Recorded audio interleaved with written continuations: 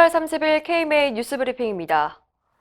정부가 문재인 케어에 긍정적인 효과를 내세우고 있지만 이를 뒷받침할 근거가 부실하다는 지적이 나왔습니다. 문재인 대통령은 최근 문케어 성과 보고대회에서 종합병원 이상의 환자 진료비 부담이 2017년 대비 2.8%포인트 줄었다고 말했습니다.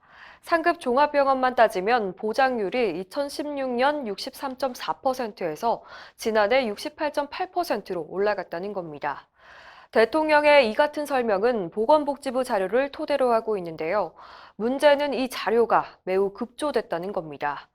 자유한국당 김술래 의원에 따르면 복지부는 애초 상급 종합병원 23곳을 대상으로 보장률을 산출하기로 했지만 실제로는 9곳만 대상으로 했습니다. 일반 병원과 의원급도 목표보다 턱없이 부족한 숫자만 조사했습니다.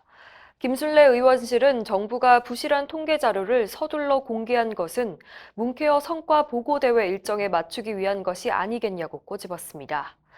특히 기초 통계 자료를 요구해도 복지부와 건보공단, 심평원 모두 주지 않고 있다고 비판했습니다. 정부는 문케어가 대형 병원 환자 쏠림 현상을 심화시키지 않았다고 주장하고 있는데요. 의료계는 이 역시 부실한 자료를 근거로 한 게 아니겠냐는 의혹의 눈초리를 보내고 있습니다. 정부의 원격 의료 추진에 대해 시민사회도 거세게 반발하고 있습니다. 무상의료운동본부와 의료민영화 저지 범국민운동본부는 29일 정부 서울청사 앞에서 기자회견을 열고 강원도 원격의료 시범사업을 중단하라고 촉구했습니다. 이들은 원격의료가 기업의 이익을 위해 입증되지도 않은 치료를 허용하겠다는 의료민영화 정책이라고 비난했습니다. 운동본부는 이번 원격의료 사업 승인을 행정 독재로 규정했는데요.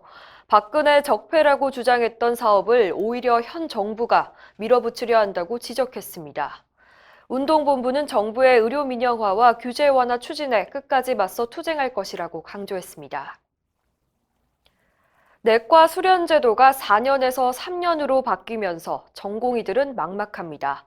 과도한 업무량과 인력 부족으로 절반에 가까운 전공의들이 수련 포기를 고민했다고 답했습니다. 서울의대 윤창환 교수팀이 분당 서울대병원 내과 전공의 21명을 대상으로 설문조사한 결과 35%가 과중한 업무량으로 수련에 집중할 수 없다고 답했습니다. 특히 과반수인 52.3%가 수련 포기를 고민했다고 응답했는데요. 가장 큰 이유가 과중한 업무 부담 때문입니다. 3년제로 전환되면서 전공의 총 인원이 4분의 3으로 줄어 업무량이 고스란히 늘어났기 때문입니다. 연구진은 수련제도 개편과 함께 전공의 복지를 위한 방안도 고민해야 한다고 지적했습니다. 문재인 대통령이 내달 초 정부 부처 개각 발표를 할 것으로 전망되는데요. 신임 보건복지부 장관으로 김수현 전 청와대 정책실장이 유력한 것으로 알려졌습니다. 의료계는 또 비전문가 장관이냐며 비판의 목소리를 내고 있습니다.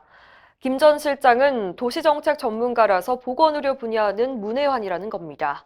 의료계 관계자는 문재인 정권 이후 보건의료 비전문가가 장관을 맡다 보니 보건의료 환경이 악화되고 원격의료 추진 등으로 갈등만 커졌다면서 또다시 비전문가 장관을 임명하는 것은 정부가 국민 건강을 외면하고 문케어 성과만 챙기겠다는 것이라고 비판했습니다. 정치권에서도 전형적인 회전문 인사라면서 청와대가 자기 사람을 보내 정부 부처를 컨트롤하겠다는 것이라는 지적이 나오고 있습니다. 이상으로 뉴스브리핑을 마칩니다. 자세한 사항은 의협신문을 참고하시길 바랍니다.